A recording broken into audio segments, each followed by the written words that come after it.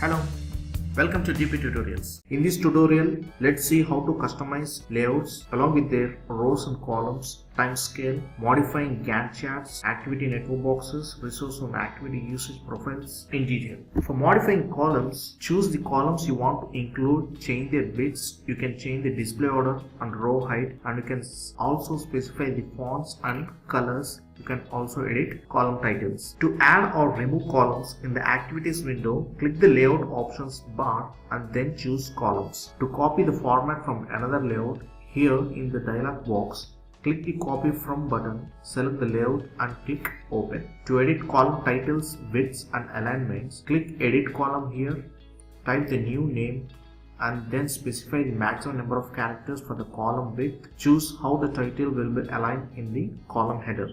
To change column fonts, colors and row height, you can select here from the layout options bar, choose the table font and row.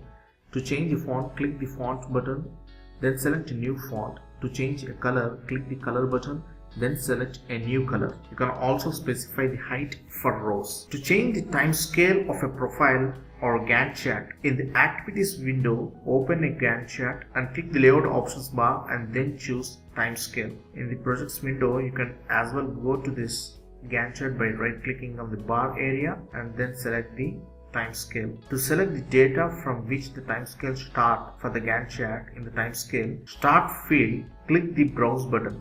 Select the start date intervals at which data are displayed here.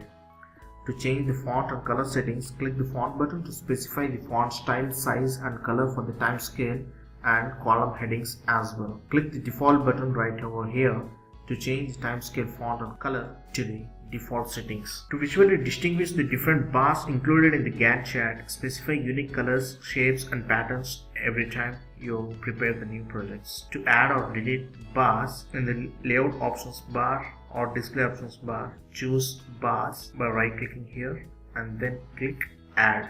Type a name for the new bar, then select the time span the bar represents from the timescale drop down menu.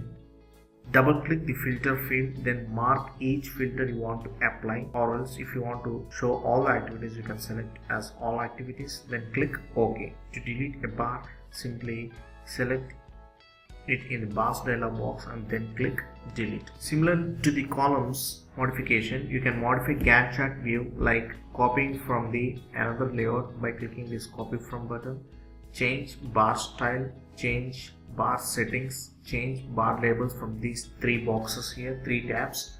And if you can go to the options button here, you can modify, you can enable the viewing of these relationship lines, legend, and customizing this collapse bars, and you can customize the data date lines. You can also change the background lines in the Gantt chart, and you can also customize the progress line right over here in this progress line tab. So this is how you modify the Gantt chart. And coming to this next is resource usage view. To format resource data settings, display the resource usage profile in the bottom pane first. Click the layout option bar, choose show on bottom and select resource usage profile. Next, in this right bottom layout, this is the resource usage profile. Right over here, click the display options bar and choose resource usage profile options. Click the data tab and then specify the type of data to display in the profile and the way it should be represented as per your preference. And next, addition to this data field, data tab, click the graph tab and mark the checkbox next to each time unit, major or minor, for which you want to display a vertical line in the background. Choose the type of horizontal line you want to display for each number along the side of the profile, then select the line color as well as per your preference. So this is how you can adjust this resource view, and you can also play with all the tools, toolbars, and you can set the layout view and you can save different layouts with your different user defined names. So this is how we customize the layouts in Primavera. In the next tutorial, let's see all about customizing reports. I hope you understood this video tutorial. Please do subscribe for more upcoming videos. Thank you.